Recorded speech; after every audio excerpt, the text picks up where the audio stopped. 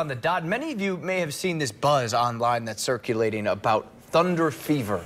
It's something that doctors say it happens when you combine high pollen count with storms, and it can trigger deadly asthma attacks. We've seen our fair share of storms this week, and the pollen count, well, if you suffer from allergies, then you know it's on the rise. All new on Daybreak this morning, we asked a local allergist about the so-called thunder fever. And 24-Hour News 8's Catherine Ducharme is here with what that answer is. Good morning.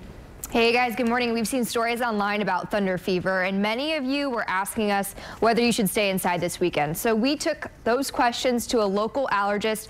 Here's what we found out. Dr. Kelbel at DeVos Children's Hospital says that thunder fever is real and it can be deadly.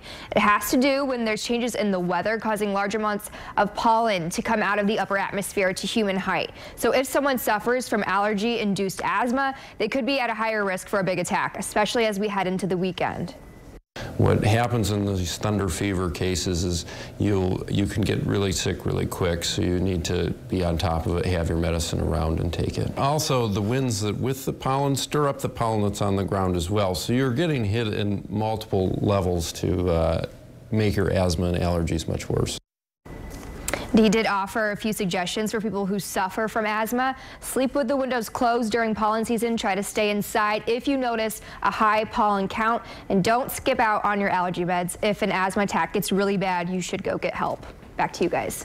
Okay, Catherine, that's one part of the answer, but now on to the next question, which is just as big. Where does that pollen count stand right now? Matt always keeps track of that information for us. So what's the answer there, Matt? My nose certainly does. And I tell you what, with just the big greening going on in the past 10 days, notice this is a visible satellite loop or a shot from outer space, 22,000 miles above the Earth.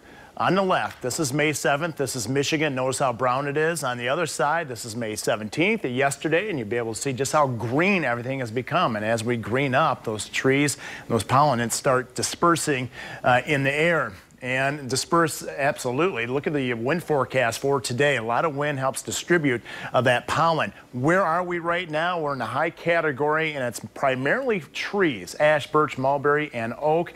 And you know what's on deck. It's going to be the grass, so we don't get much of a break whatsoever.